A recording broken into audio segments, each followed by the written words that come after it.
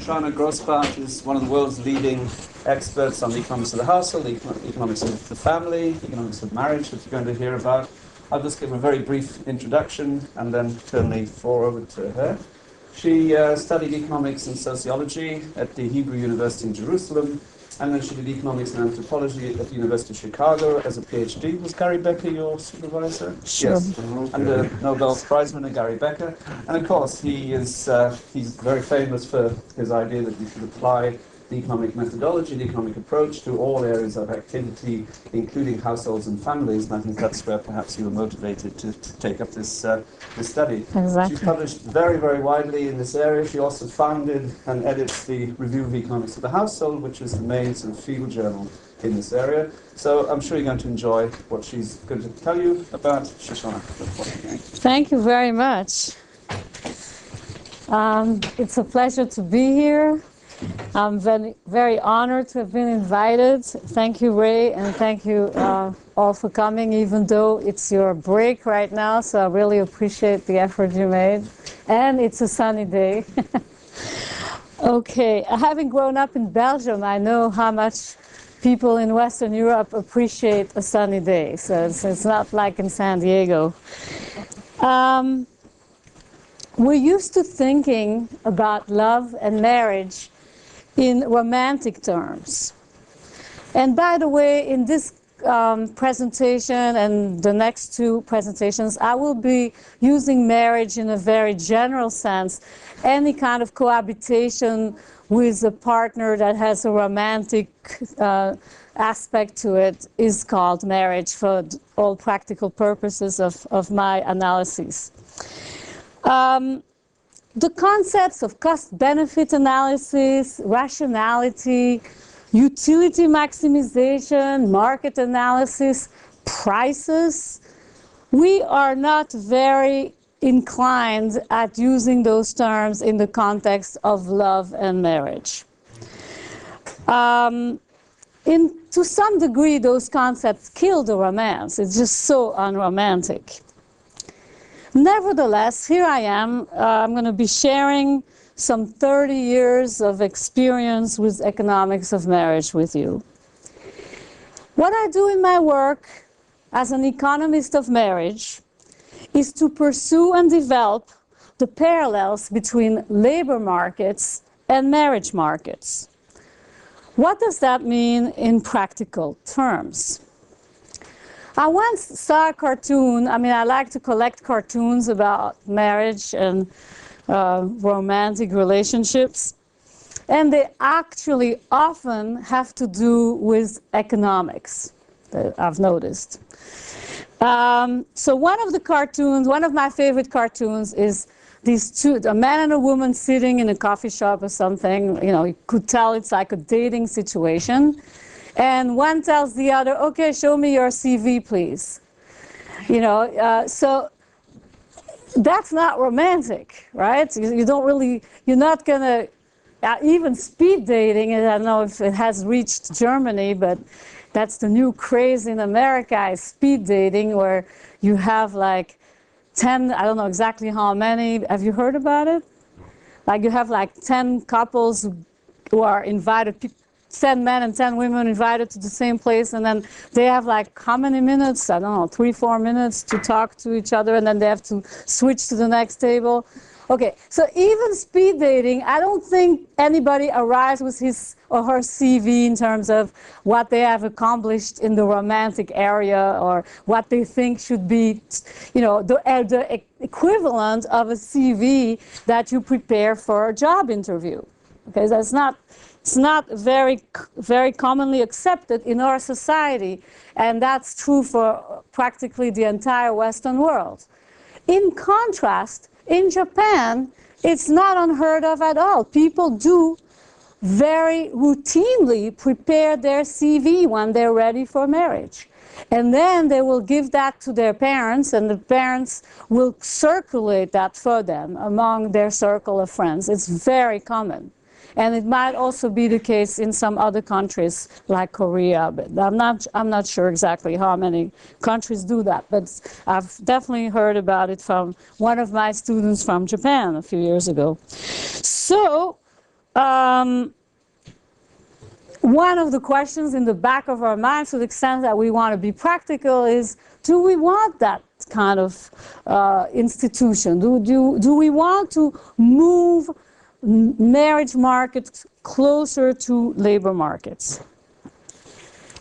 Some parallels between labor markets and marriage markets are obvious, and they have been drawn by many. For example, search. The search models apply equally to labor and marriage markets, and they have been used. The idea of optimal matching, it applies to an employer and a worker, and it also applies, of course, to two people who want to be together. The idea of marriage-specific investments has been first introduced by Gary Becker and two of his co-authors, Bob Michael and Elizabeth Landis, in a 1977 article in the JPE. And likewise, we have the concept of firm-specific investment. So that's very easy to grasp and makes a lot of sense. The concept of competition, we're all very aware that there's competition for the most desirable mates. And of course, there's competition in labor markets. So there's very obvious parallels. But what I'm going to be doing with you in those 3 lectures, and to the extent that you will follow me in the next lectures, is explore some less obvious and perhaps more difficult to swallow parallels. In particular, my own specialty is that I use a lot the concept of quasi-wage for marital household production. And in that respect, I'm very, very interested in your feedback, Ray, because I understand that your work with Patricia Apps has really similar concepts, but you may be calling it differently. So I'll be, unfortunately,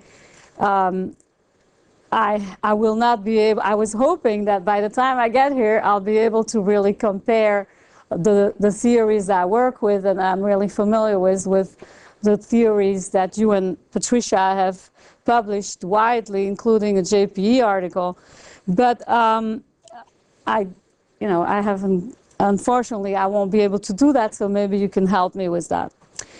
So now let me start with the beginning, which is the time when I was a student at the University of Chicago, and I was very interested in economics and sociology since I had double majored in those fields.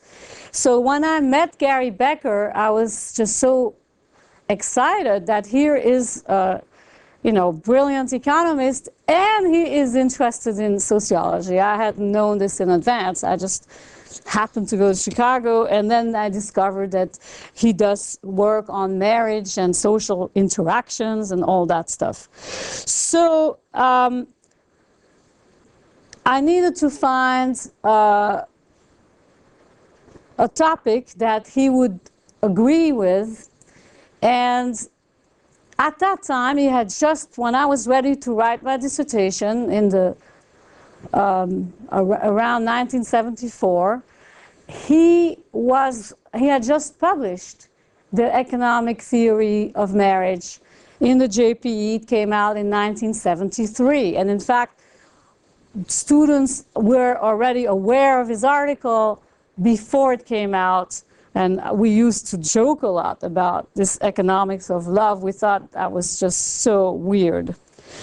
But nevertheless, I ended up working in this field. One reason for that is also thanks to another Nobel Prize winner from Chicago who was born in 1900.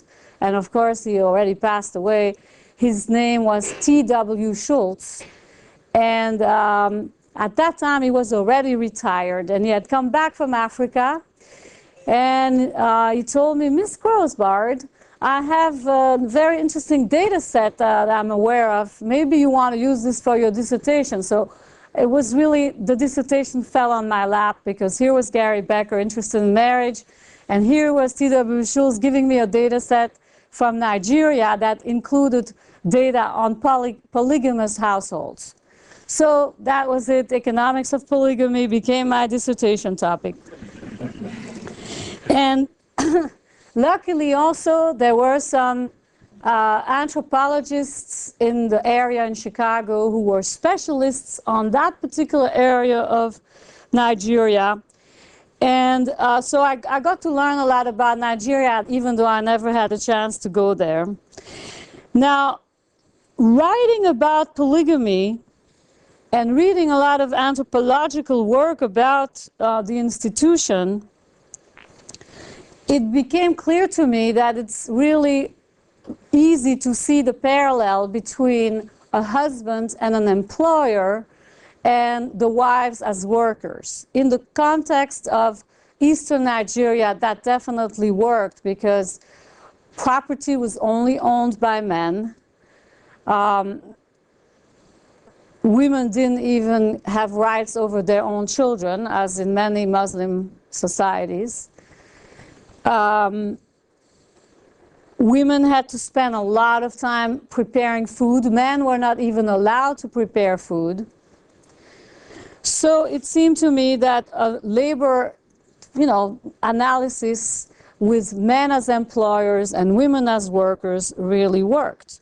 So one of the ideas that I then had was to say, okay, there's different types of women workers.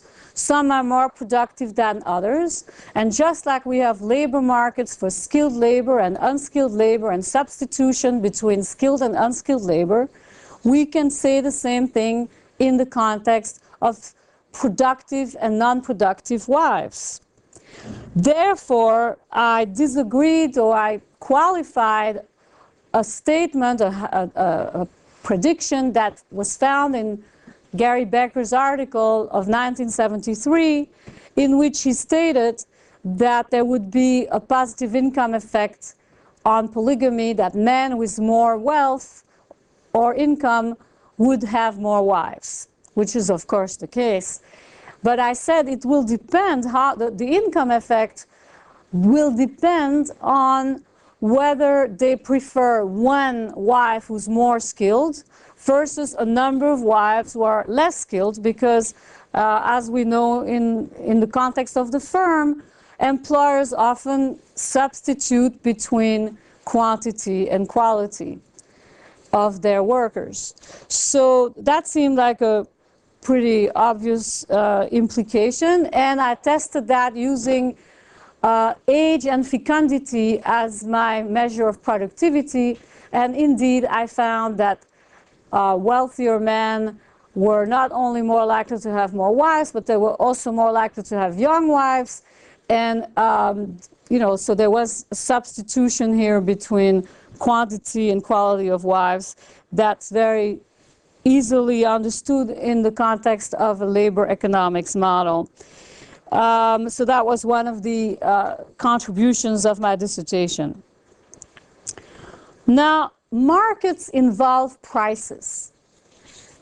And in Nigeria, the prices that were easily observable, but I actually didn't have data about it, were bride prices.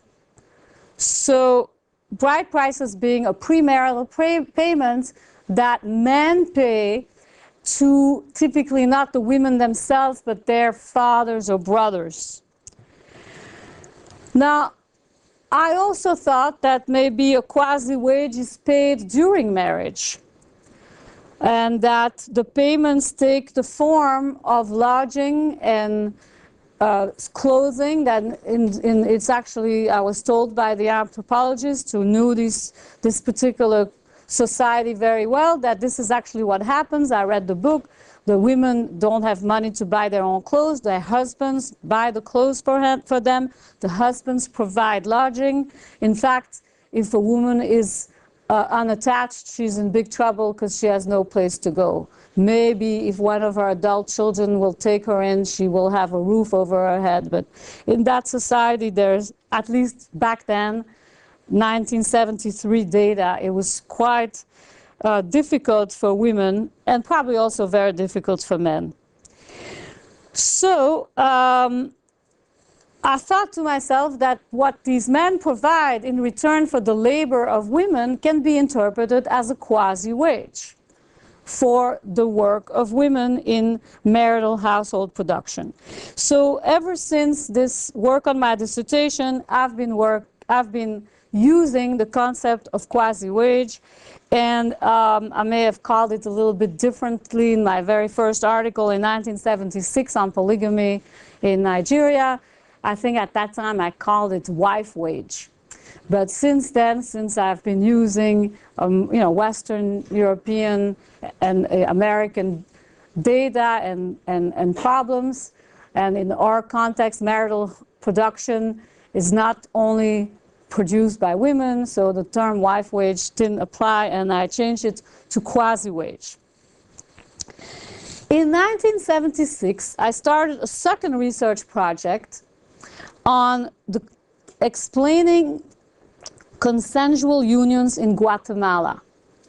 At that time, Guatemala was unusual as a country where a majority of children are born in consensual unions, not in formal marriages. And so I got involved in a project to try to explain that in terms of economics of marriage. Again, I used the concept of quasi-wage. I thought to myself that women would probably prefer. Why don't you come forward? There's extra seats in the front. It's going to take more than an hour. Why should you stand up the whole time? So in the context of Guatemala, I thought that the marriage formality might very well be a benefit to women, because these are not professional women. At least the data set I had received from the RAND Corporation, these were not professional women. These were women who often were analphabets. Some of them had a year or two of primary schooling. Rarely did they have more than 6 years. So it seemed like the idea of women wanting the freedom of a cohabitating relationship versus a marriage wouldn't apply so well, and that it would be more of an advantage for women to have the commitment of marriage when they have a child with a man. And so again, I applied this concept of quasi-wage, and I thought to myself, if women have more skills and they have more to offer, I expect them to be more likely to be married than to live together. And indeed, that I found that every single year of education in that context increased the likelihood that there was a marriage ceremony and not just living together. Okay. Then it was time for me to go, around that same time in '76, I was on the job market. When I graduated, there were huge numbers of people graduated in economics and probably in many other disciplines. And there were two major reasons for that. One reason is that I'm part of the baby boom, the big baby boom, born right after World War II. And so lots of people. And second of all, in the United States, there had been a lot of people in my generation, men, who went to graduate school to avoid the draft. They didn't want to go to Vietnam. So a lot of these people were graduating around the time I was graduating, and so it was pretty hard to get a job. And I didn't have a visa that allowed me to work, so I also needed a university to go to all the trouble of getting me working papers. So it was kind of hard. So I remember asking for advice to Jacob Mincer. I also had the great privilege to take classes from Jacob Mincer while he was visiting Chicago. He's another one of the founders of the New Home Economics, besides Gary Becker. And Jacob told me that all this research about Nigeria and Guatemala is too exotic, and that I should really apply myself to study more conventional topics. And so then I started looking for something related to the United States. And in 1977, I started working at the Population Research Lab at USC in Los Angeles, University of Southern California. with a famous sociologist, Kingsley Davis. And during that time, some other sociologist whose name escapes me right now had been presented a talk about imbalances in the sex ratio, where, let me write that concept, at USC, University of Southern California, and the concept I'm talking about is sex ratio. So the sex ratio is defined as the number of men divided by the number of women. And this sociologist showed that there had been lots of fluctuations in the sex ratio over the 20th century in the United States because men marry women who are younger, women marry men who are older. Because of the age difference, whenever you have fluctuations in the number of births, when people are ready to get married, you will have imbalances in the number of men and women interacting in the same marriage markets. So this speaker showed how certain cohorts of women had a real hard time getting married. I think something like the women of 1910 or 1916, sometime around World War I, these women had a hard time finding husbands for precisely the reasons that there had been a big increase in the number of births, and therefore, and there were not enough men a little bit older for these women to marry.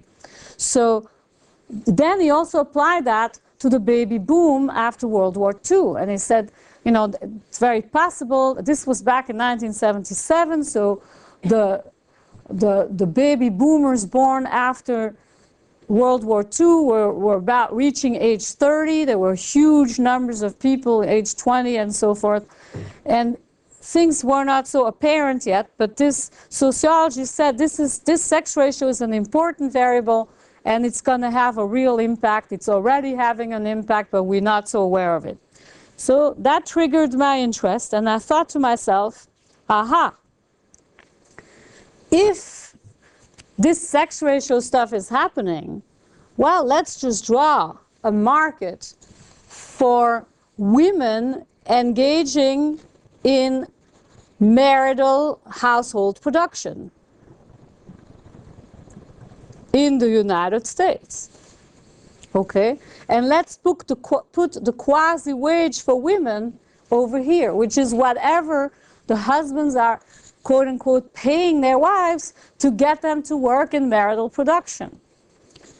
Well, if there's going to be a problem with an imbalance in the sex ratio, what that means is that if the number of women remains constant, and you still have, let's say, 100 women, for every 100 women born, let's say, in 1940, or 1937 is a better example, you're going to have a certain demand by men who are a little older. So let's say born in 1935, because let's say we take a 2 or 3 year age difference.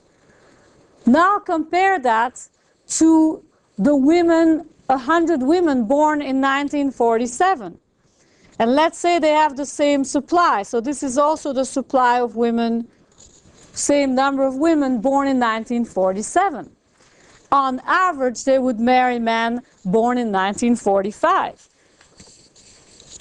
Because of World War II, because so few children were born in the years 44 and 45 after the United States entered World War II, there was an imbalance, there is an imbalance between the supply and the demand. So if we draw a similar graph and we have the supply being the same by definition, then we're going to have a lower demand. There's going to be fewer men available in the marriage markets born in 1945 to marry the women of 47, and therefore not only did I agree with the sociologist that this would reduce marriage rates? There would be fewer women getting married, less employment, basically. But in addition to that, to the extent that the women would get married, because of the forces of competition, I expected that the quasi-wage would go down. And it wasn't so clear to me what form this would take. But very soon after, David Hare was my colleague there. I mean, he was one of the other senior professors. He has a German name, Hare. And he had done a very descriptive paper on sex roles among women between 1965 and 1965 and 1975, something like that. He was looking at changing sex roles, how women have entered the labor force in large numbers, how there are so many more children born out of wedlock and so much more cohabitation, all these new things that were quite amazing and unpredicted. And he had no theory around it, so I looked at his paper and I said, David, I think all those things you're describing really seem to have something to do with a lower quasi-wage for women. And just to describe one is if women find that they can't get as much of a standard of living from their husbands if they get married, if they become housewives and they get married and they can't get as much of a quasi-wage for that, that would bring some of them to enter the labor force. So this would explain changes in the labor force. Now that's the paper I'm going to present tomorrow. Tomorrow I'm going to present a detailed analysis of how marriage markets, in particular sex ratios, influence labor force participation of women. And I'll present empirical work that was done in conjunction with my colleague from San Diego State, Catalina Amuedo Dorantes. Meanwhile, David Hare and I got this published in Journal of Marriage and the Family, 1981, but the analysis is very descriptive, no regressions or anything like that. Let's move forward. I'm not going to give you my entire history. We started in 1976, 77, etc. Now we're moving on to 1997. Meanwhile, my children got older, and I decided it was time for me to spend more time in the continent where I was born and to use my mother language, which is French. And I was in contact with, for many years already, but with Bertrand Le Ménissier, who's a professor of economics at Paris 2 Assas. And he has also written a book on the economics of marriage in French. Now, not too many of us have written books on the economics of marriage, and I've asked the librarian to check mine out. It came out in '93. It's out of print. There were only 800 copies. I found out 2 of them are in Munich. And you're welcome to look at it. So Bertrand has a book on the economics of marriage that came out before mine in 1988. And one day we were talking, and it was, it's kind of frustrating that most economists don't pay much attention to economics of marriage. But we both also realized that legal scholars seem to pay more attention. And he said quite a few of the people who had used his book and cited him in France were jurists, lawyers. And I have had the same experience. So that's one reason I decided, well, instead of just writing for an audience of people I don't really know, and they don't seem to respond much, my fellow economists, maybe we should try more to appeal to the law and economics people. And still economists, but a more defined group. And so that's the origin of a project with Bertrand that culminated in an article taking an Austrian School of Economics approach. So that's an approach that was developed in German. I'm sure you're familiar with it, Bohm, Bawerk, and Hayek, and that kind of stuff. So we have an article that looks at marriage contracts in an Austrian perspective. The article I'm presenting next week, which is also with a French co-author, Olivia Ecker-Jaffé from the INED, is an empirical study that looks at how various legal regimes are associated with the likelihood that a woman gives birth out of couple, not just out of marriage or out of wedlock, but without living together with a partner, married or not. So that's a study that compares various countries, including Germany, in terms of the laws that regard division of property at divorce and the likelihood of an unpartnered birth. That will be the focus of my third lecture. Are there any questions so far? If not, I will. Do I proceed and then questions come later? Okay. So now I'm actually ready for my written presentation on the economics of marriage. Today, I'm going to be talking a lot about Gary Becker's theories of marriage.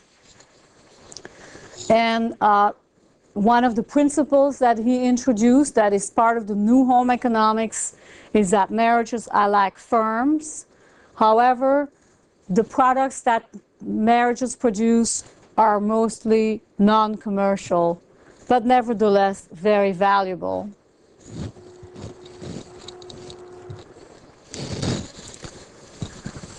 Here are some of the topics that can be studied with the economics of marriage. Determinants of couple formation and dissolution. This is actually the focus of Becker's theory of marriage, is that aspect, couple formation and dissolution. But you can also consider, as part of economics of marriage, decision-making by couples. What to consume, who works, how many hours, how many children, fiscal questions. My understanding that the Apps and Rees articles are more about the decision-making by couples and the distribution within the couple and implications for fiscal policy. Another aspect of the economics of marriage is comparing the behaviors of married and unmarried people, what I call marital differentials. Now, something that most people don't realize is that Becker doesn't just have one theory of marriage. He has at least two theories of marriage. Certainly has two major theories of marriage. So that's why I'm going to use the plural here. And I'm going to focus on his two major theories, the demand and supply models and the sorting models. He has explained his theories in three major articles, so four actually. The pioneering article in the JPE 1973, followed up by a second part in 1974. That's mostly about marriage formation. Then there is the economic analysis of divorce, co-authored with Michael and Landes in 1977, also a JPE article. And then there is the treatise on the family, originally published in 1981. And there's a second edition that came out in 1991. And by the way, the two editions are identical except for one chapter that was added in the 91 edition. So if you happen to get a 1981 version of the theory, the treatise on the family, don't worry about it because you're not missing much. Okay.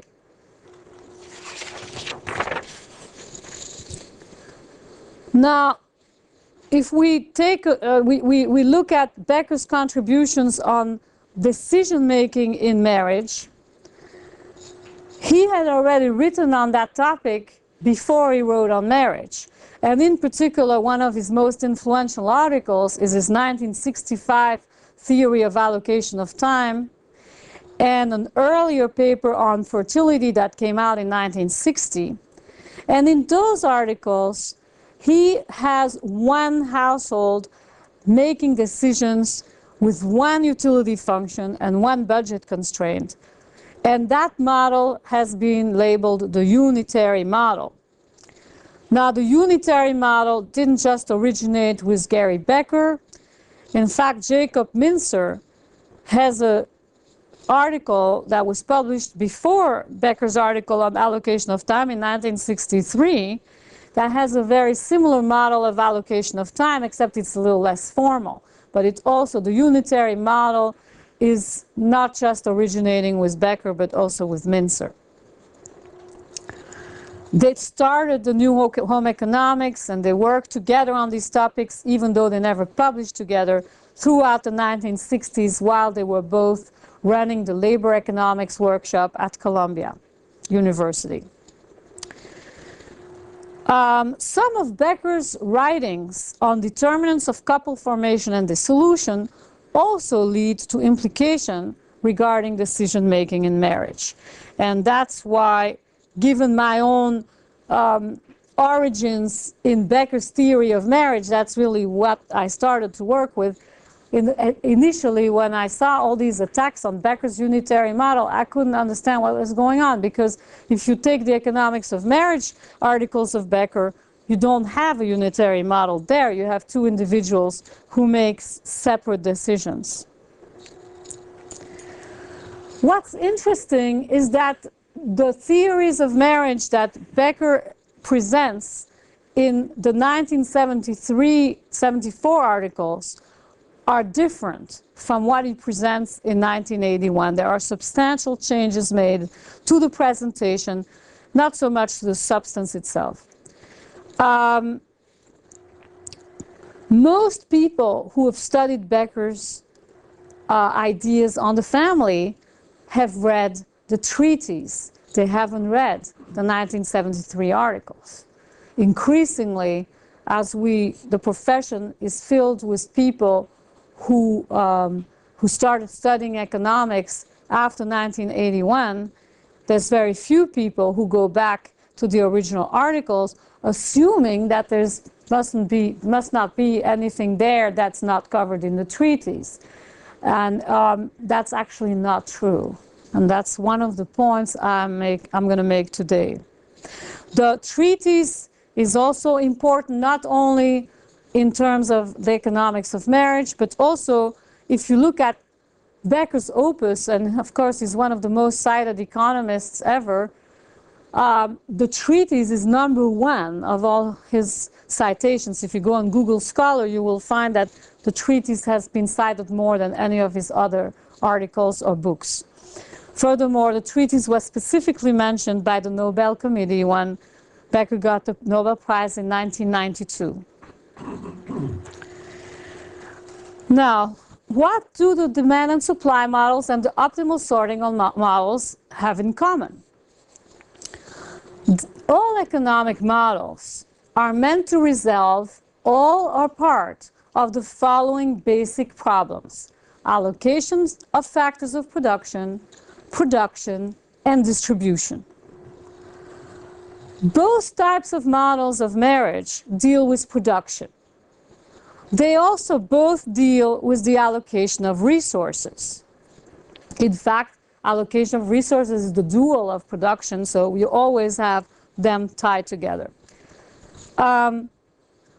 Both models assume that individuals are rational optimizers, and they both recognize the role of markets. And for that matter, all theories of marriage have these points in common. This also holds for the models by Abts and Rees, Chiappori, Lundberg, and Pollack, etc. But what is the difference then between demand and supply models and optimal sorting models?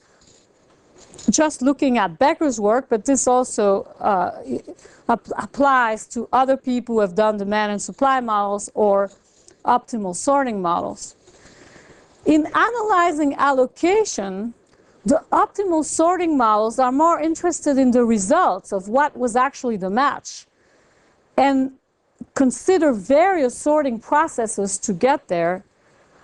In contrast, the demand and supply models are not interested so much in the results. I mean, they're also interested in the results, but they're also interested in the process, and they make a very defined assumption that the process happens in a market, that there's a market, there are prices. That's the demand and supply model is a particular allocation model.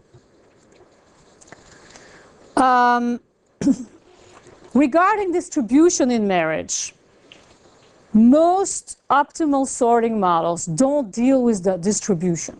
They're just interested in allocation. Who's going to marry whom? They're not particularly, they typically don't address distribution. The demand and supply model, in contrast, also addresses distribution. Because when you have a demand and a supply, you have a price, and price is then the instrument for distribution. However, the disadvantage of a demand and supply model is that it needs stronger assumptions.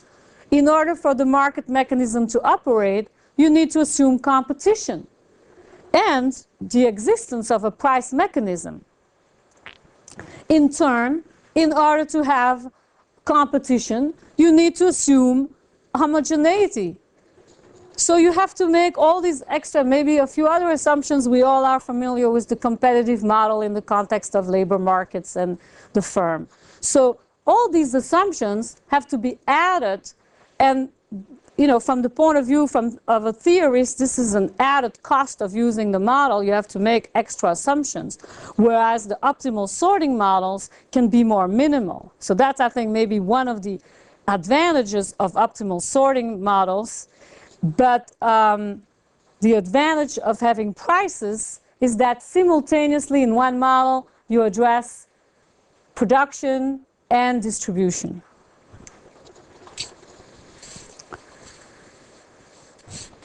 The prices in Becker's theory of marriage are mostly implicit prices, especially in the case of distribution of gains of marriage. So what Becker does in his demand and supply analysis, he puts demand and supply together. I'm going to show it in a moment in a little bit of more detail. And he shows how the gain from marriage is going to be distributed between the two partners. The advantage of using a demand and supply model is that it offers parallels with other demand and supply models, such as labor markets. Now, the optimal sorting models also have a strong assumption. They're making an assumption that all people can be ranked and that there is complete heterogeneity, that there's not two people who are the same. They are all different and they can be ranked. You rank all the men over here, all the women over here, and then they get matched by the optimal sorting model. Let's look now at Becker's basic competitive model of marriage, and this model appeared both in the 1973 article and in the 1981 treatise. It assumes that we have identical men over here and identical women over here, and they are in the market for one another. What do we learn from this? That the distribution of the gain from marriage depends on the number of men and women in a society. In other words, the sex ratio, the ratio of men to women. Yes? What is this good, actually? I mean, it's some abstract concept, right? Very good question.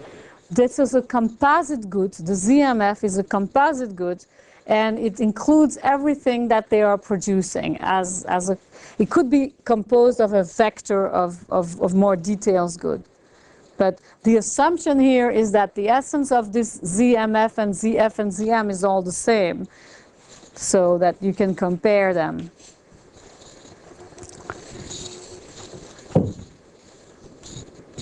Okay. Now, what are some of the insights that can be used, can be obtained from a simple model like that? Is that if women are more productive, the demand by men will be higher, and men will be more willing to pay for women. And another implication from this simple model is that sex ratios matter as far as the distribution of the gains from marriage is concerned. Now, there is a second demand and supply model that Becker published. However, he only published it in 1973. And to tell you the truth, it's only about a couple of years ago that I realized that. I may have noticed it originally when I looked at the treatise, but much of my own work has been inspired by this model. And I just assumed that he was also in the treatise. And so only, when I started working on an article, more of the history of Becker's thoughts about marriage, which this talk is based on, then I looked it up in the treatise and I saw, wow, this model doesn't appear here. I didn't even realize it.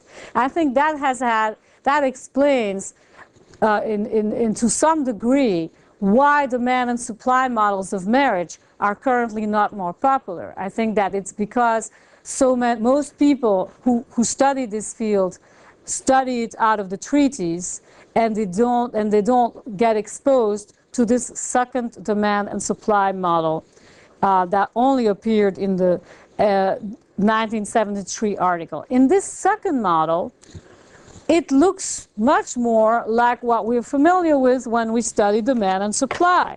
It has upward sloping demand.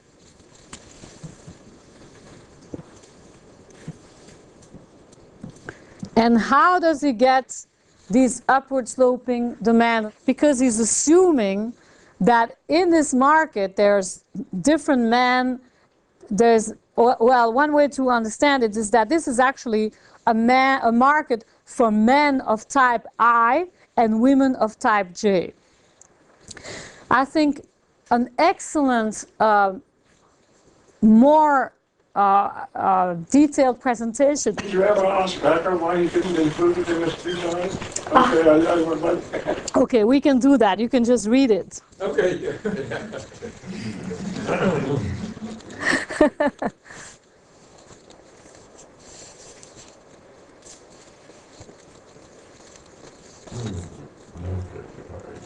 See, that explains it. He just decided that it wasn't necessary to include that in the treatise. He assumed people would continue to read the 1973 article. So let's explain the demand and supply model in Becker 73. And a very good presentation of a similar model to this is found in Chu and Xiao. I think it's either Chu like that or Chu like that, I'm not sure. It was published in Eugene Chu and Aloysius Xiao, and it's published in the Journal of Political Economy 2006, February 2006, so just a year ago. And they have hedonic markets for men of type I and women of type J or vice versa. And in fact, Becker's model here is also let's say type I men and type J women. So therefore, the supply is upward sloping. And because of substitution, if you get better offers in another market, you're comparing. Basically, maybe I'm translating it a little bit into my own terms. But if this, Becker doesn't have a quasi-wage. But if you have a quasi-wage, it's easy to explain. And Aloysius, Xiao and Chu don't exactly use a quasi-wage either, but similar. And you can understand easily that way why there would be substitution, because you, just like factors of production, if you have more opportunities in other markets, then you will switch to the other markets, etc. Same thing with demand. If you have other options of substituting between this kind of partner and another kind of partner, you're gonna do so. And so you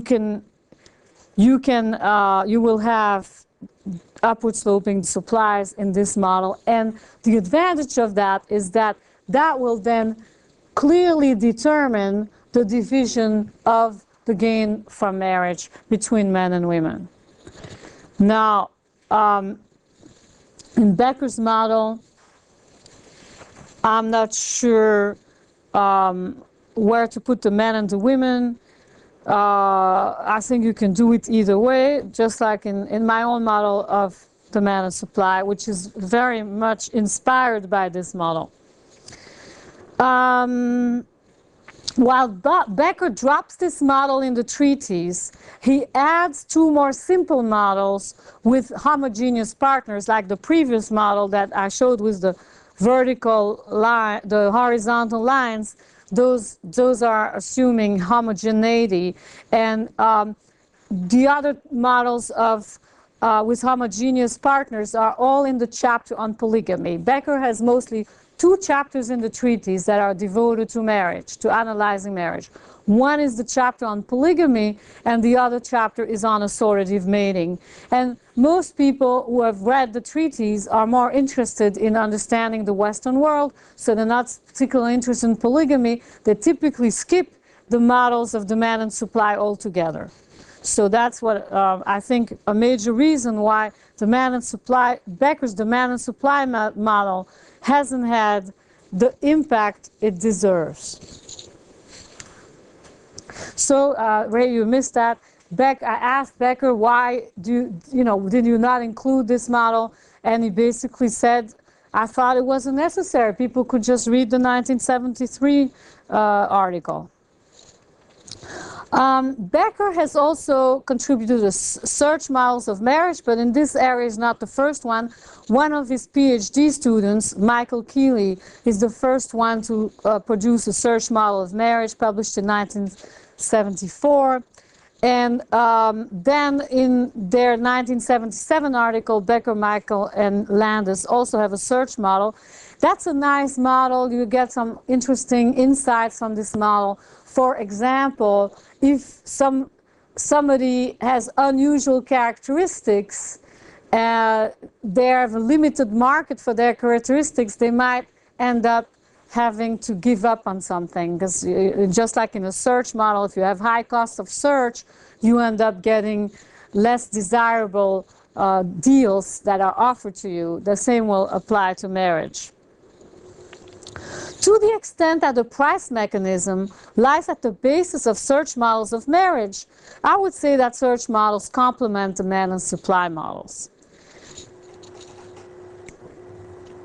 Models of investments in human capital related to productivity, you also find that in Becker's 1977 article, and the concept, but there were again earlier contributions by Michael Grossman, who was a student of Becker and Mincer, part of the New Home Economics at Columbia, and also Lee Benham used the concept of investment in your spouse's human capital.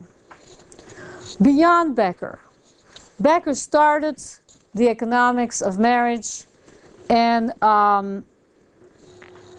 after Becker, there's been quite a bit of activity in this field. I'm starting here. I'm not going to give you a comprehensive survey, just going to give you a little bit of a sense of what's out in the field in case you want to study this material more. In terms of demand and supply models, there's many of my articles, but only one that's really the model is my 1984 article in Economic Journal. Much of it was reproduced in that book that circulates. And I strongly recommend this recent article by Chu and Xiao Chu. I guess it's spelled without a U, the O. Okay. Then there's all kinds of other models, and there's a whole category of two-person models, which model basically two people, and that includes the bargaining models, that includes the Pareto optimal models such as Apps and Rees and Kipori, and that also includes separate sphere bargaining models and many other two-person models. I guess these are the most popular models in economics of marriage. Now, in all models, you go back to Becker's concept of a production function, which is also Mintzer's concept. And you may have seen those before. Again, the composite z, whatever that means, could be a vector of things. And each z is a function of time and commercial goods and services. Examples of Z is food production, health maintenance, love, children. Now let me present you briefly, because we're not going to have, I should leave how much time for questions? 10 minutes, I guess. Okay. So in this model, there's a utility function I skipped a stage of the production function, and I immediately include the inputs as part of the utility function. What are the inputs? Again, commercial goods and services, X, and then individual I has three forms of time, three uses of time that you see over here. So that's the time constraint. S is time for self, it's usually called leisure. L is labor in the market, in the labor market, and H is household labor. And that's explained in the next slide. What else do you have here? HJ, which is the household labor supplied by your partner.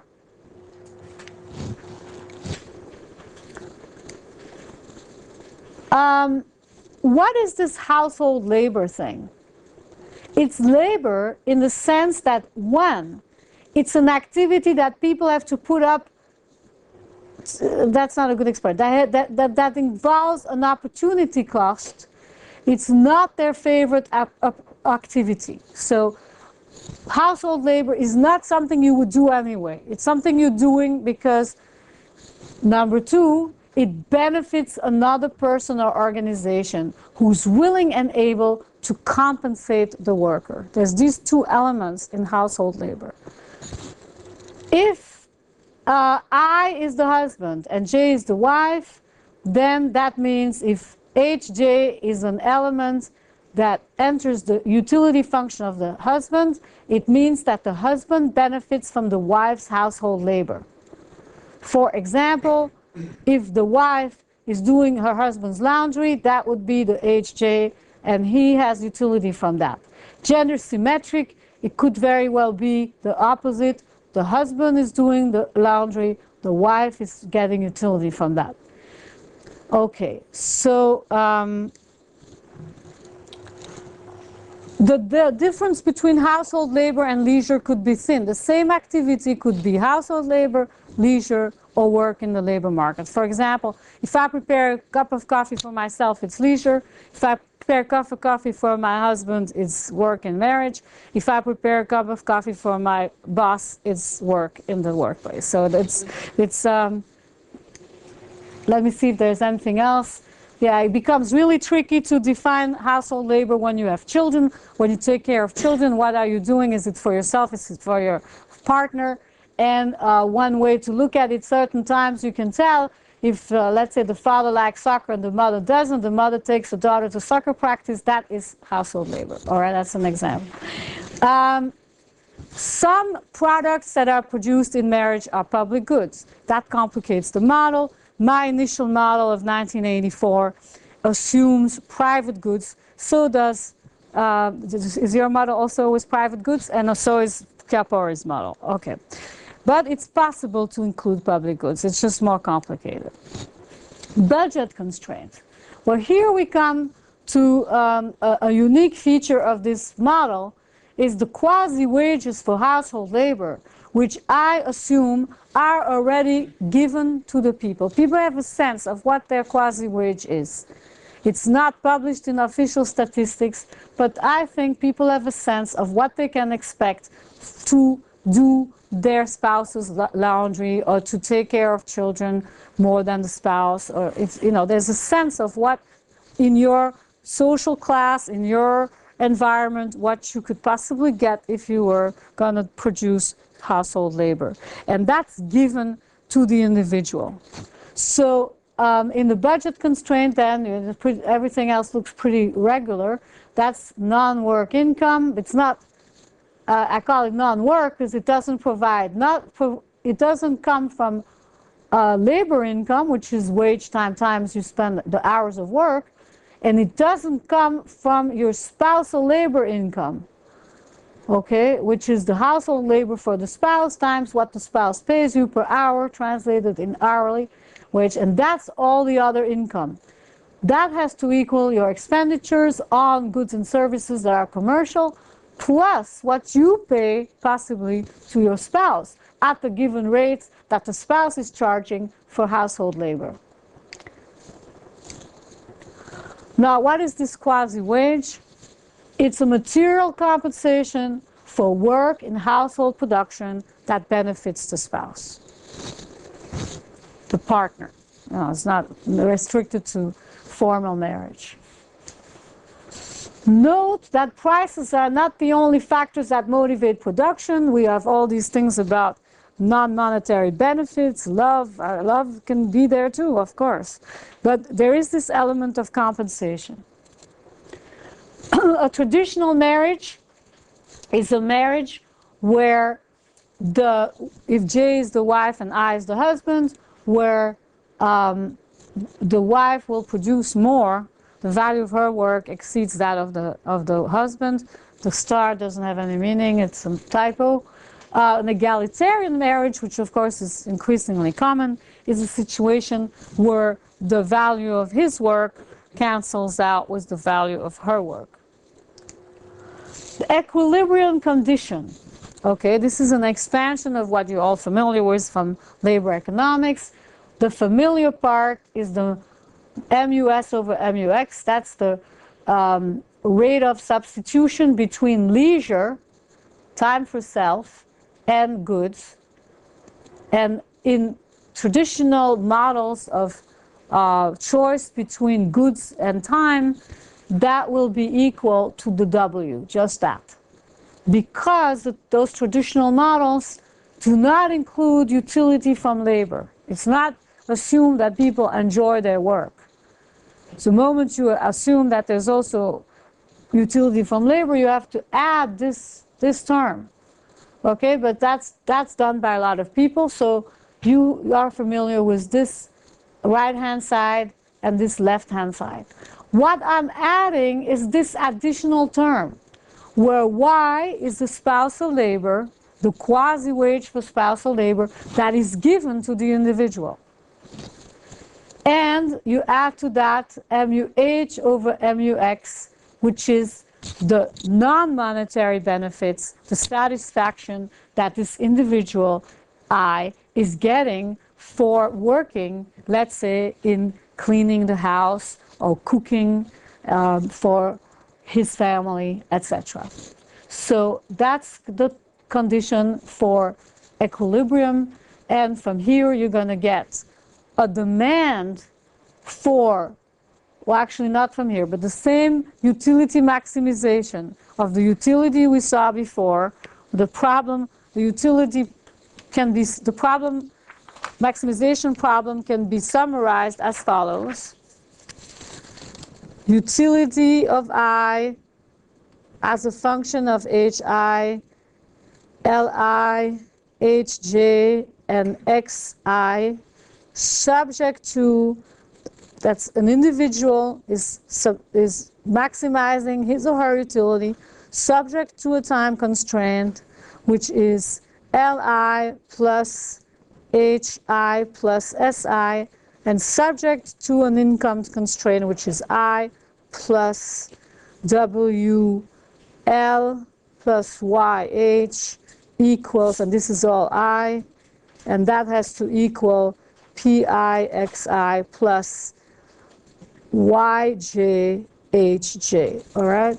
So that's the problem for the individual to maximize, and as you resolve this, you get the first order conditions that you have here, which is on the side of the supply of labor and household labor, so you get both supplies, individual supplies. And furthermore, by resolving this problem, you also get a demand for commercial goods, which is the consumer problems, and then you get the demand for the household labor by the spouse, which is then eventually you put all these demand and these supplies together, you get a general equilibrium model, which is all in my 1984 article. So you get markets for male and female household labor and labor in the workforce. You get demands for men's household labor by women, demand for women's household labor by men, supplies of all forms of labor by men and women respectively. And then to get the model completed, all you have to bring in is the demand by the employers who want to hire either men or women. And that way you then get the wages that are established in the labor force and in the marriage markets.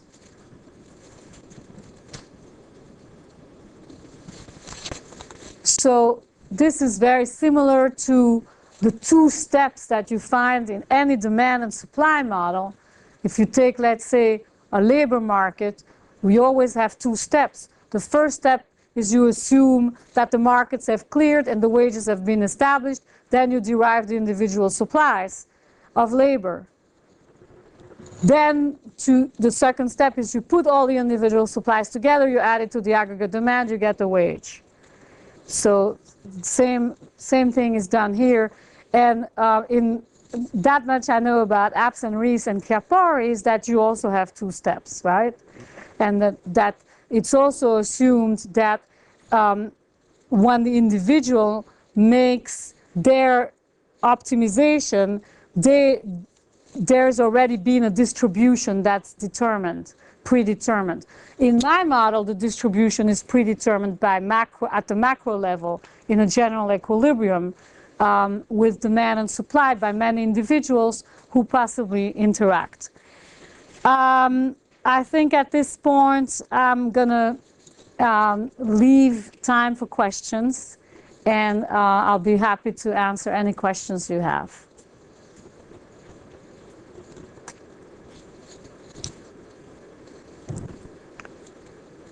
Yes. Does it make sense to assume that the wages are given for each individual, especially the inside household production quasi-wages?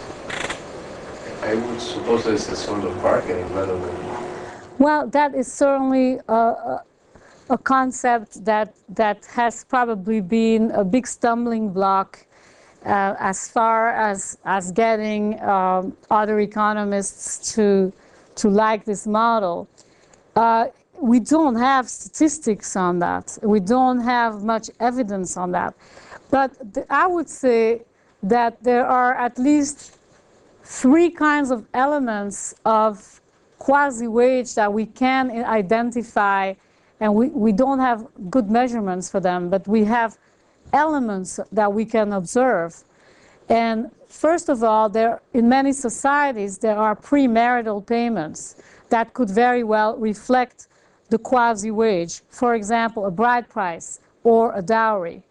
So much of the empirical work and even some theoretical work in economics of marriage has been done for traditional societies that have bride price. For example, I have an article that's been submitted recently with David Bishai from Johns Hopkins, and there we look at Uganda, where they have bride prices, and we look at the connection between marital fidelity and whether a bride price was paid. So that's just one example. There's quite a bit of literature on bride prices and sometimes on dowry. Another element of the quasi-wage that has empirical translation is what happens in case of divorce. Because that, though, again, we have statistics on, the type of settlements that people get, and that gives you also an idea of what went on during the marriage. We don't have very good statistics about quasi-wages during marriage, but one of the things that I've used in my empirical work and that I will be talking about tomorrow is if I go back to this equation over here, even though I don't know the Y and I don't know the marginal utilities either of H or of L, but I observe the W, I observe the wages, and I observe whether people choose to be in the labor force or not. So that's, if people are in the labor force, that is an indication, as has been stated by many labor economists before me, that for them, the wage, usually it's expressed as, if people choose to be in the labor force, their wage exceeds their shadow wage. So in my model, it's saying that the wage exceeds the quasi-wage for household labor, except that I'm also taking account of MUL over MUX here and MUH over MUX. So it's basically what the quasi-wage is compared to. The wage is compared to Y plus the difference in the marginal utilities between the two activities. So that's my shadow wage. I'm saying that's really the theoretical basis for the paper, the empirical paper I'm presenting tomorrow, is that when you observe that let's say women have entered the labor force, but this could also apply to men, it indicates that their total compensation or utility from working is higher than their total compensation and utility from not working. And so that gives you a sense of, you expect that the higher the quasi-wage, the less they will enter the labor force. So it's an indirect measure. And there's, I think, other ways of getting a sense of what this quasi-wage is, but that's certainly a challenge because we do not have good measures of it. Yes? You're implicitly assuming that the marginal utility from working in the labor market and from working at home is completely separated. Yes, because they're separate activities. Although there is increasingly a trend for people to work out of their home. So on-site, I don't know if that's what you mean. There's like on-site work versus work from the home. You can go and, let's say if you're a secretary, you're typing, you can either go to the office to type, or you can type at home while you're watching your kids or while you're cooking. So to some degree, activities can be nested and combined. Is that what you have in mind? For instance, that could have an influence on the situation at home you're facing could have an influence on how you enjoy working outside of your home. So, but to be more explicit, I mean, if you really don't like taking care of your kids, that might increase your marginal utility of being at your working place for like 15 hours a day. Okay. That's a very good example. And the way I would model this is as follows. I would say, given that the time constraint is equal to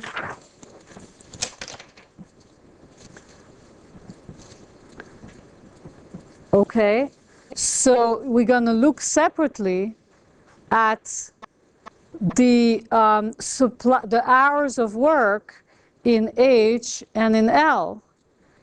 And if you are enjoying being with adults more than, let's say, with children, okay, that would indicate that over here, W plus MUH over MUX for any given amount of, comparable amount of hours is going to be high compared to MUA, to the extent that taking care of kids is a big element of, no, that's L, I'm sorry. So this element will be high compared to this one, and therefore this person will have a relatively low supply. They will be willing to work at a relatively low wage in the labor market, whereas this person would, you know, have a supply that is limited in this area. They would require quite a bit of quasi-wage to engage in this activity versus this activity. So that's definitely important, and I think the model can capture that. Yes? Another question regarding this basic model where you said who gets the surplus from a marriage depends on the sex ratio. But is there, it depends on the sex ratio, if there are more men or women on the market. Is there also said something about the mechanism, how this is distributed? Because you say it can be actually arbitrarily distributed, this surplus. Either a man or a woman gets everything. But then you also say that this good also contains emotional aspects like love, but I actually don't see a mechanism how you can do, okay, now the man gets all surplus from love, now the woman gets all surplus from love after the marriage. Right, right. It's really difficult to grasp that things like that would be possibly a function of the sex ratio or any other market factors. But I think it is. And for example, one of the ideas I've had, and I wished I could pursue it, is that I noticed that when I was a student, or when I started teaching at San Diego State University in 1980, I had never seen a flower shop on campus. And sometime when around 1985, 86, all of a sudden they opened a flower shop at my campus at San Diego State, and occasionally I would see students, male students typically, coming to class with a bouquet of flowers in their hand, you know, apparently, especially on Valentine's Day. And I was shocked, and then I thought to myself, hey, it makes sense, sex ratio, because when I was a student, I was part of, you know, where's my graph there with the, you know, the low quasi-wages. You know, I was born in this period, and the quasi-wages were low. It wouldn't occur to men on campus to bring flowers to the female students. And do you remember anything like that? Well, you know, by 1985, I saw this and I was amazed. My mouth dropped. I said, oh, no, it's explainable. These guys are, you know, they have a whole different marriage market, dating market. They have to work a lot harder to appeal to women, and they are doing an effort to buy flowers. Another example from you know, this is an example that I feel a little bit emotional about sharing with you, because it's really the first time that I'm working in Germany, and so far it's been a wonderful experience. I hope it continues to be. But I wasn't exactly thrilled about coming to Germany for many years, because my parents suffered from the Holocaust. Both my grandmothers were killed in Auschwitz. And I grew up in a community of survivors of the Holocaust, the Jewish community of Antwerp, Belgium. And it's a fact that men survived more than women in the concentration camps. I guess it was partially because there was more labor for men in all those various companies that the Nazis dominated and that were hiring Jewish workers, not hiring, but forcing forced labor. There were a lot more men. And so at the end of the war, in places like Antwerp, where you had a lot of survivors from the camps, there were more men than women. Now, growing up, I didn't learn economics of marriage and I didn't apply it, but after I started realizing the sex ratio thing, I said to myself, oh, that explains why so many of the women of my mother's generation were treated so generously by their husbands. And they were not, the typical woman in my mother's generation in Antwerp, including my own mother, did not work and went to the hairdresser 3 times a week and got mink coats, and they were treated like princesses. And to some degree, it's because there were some single guys out there who never found a wife. And there were no single women that I could tell. There was a shortage of women. So the men had to make more of an effort to keep their wives. That's my explanation for the mink coats in Antwerp, Belgium. So these are, one could do a study on, let's say, consumption of, diamond rings and flowers and all kinds of items that women tend to like more than men, and see whether that fluctuates with sex ratio. It's something that I would like to do, but I've never done it. It's a very good question. We have time for one quick question. The problem I see with trying to get the equilibrium out of a sort of competitive market sort of model is that if you're looking at existing relationships, first of all, they're very expensive to dissolve and reform. So there are sort of bound to be some rents there in some sense. But also, of course, you can't write complete contracts. You can't write binding contracts at the beginning of a marriage. It's very much an incomplete contract world. In which case, it's very unlikely, you'd think, that in fact, the sort of the allocations that get made between household members within the course of a marriage will actually be determined by the state of the marriage market at the time the household is formed. And so it seems to me that, you can't really close, you need some kind of bargaining story or some kind of within household allocation story if you're really going to pin down the equilibrium allocations and the implicit prices of the equilibrium. Well, I certainly agree with you that there's plenty of room for bargaining models. The way I look at it is they would be supplementing this kind of competitive, bare-bone competitive model. I think we do the same in labor economics. It's very clear that spot markets that are completely competitive and assume complete homogeneity can never describe the labor relations. And in the United States today, an average employer-worker relationship, certainly in the academic world, has a stability that's very comparable to the stability of a typical male-female cohabitation. So there are going to be some elements that enter once a relationship has formed between either an employer and a worker or a couple. It could even be a homosexual couple. I mean, I didn't mention that, but the theory doesn't require that people be heterosexual. So what happens then when you try to understand a particular wage in a particular situation, or a particular quasi-wage, a particular allocation, distribution? Yes, you will need some degree of bargaining, just like to understand the wage in a particular firm with a particular worker. We know that there's all this firm-specific human capital involved, and and contracts cannot possibly capture everything in advance, for sure. So I agree with you that this model isn't sufficient to actually describe the real world. Good. Well, thank you very much indeed. Thank you.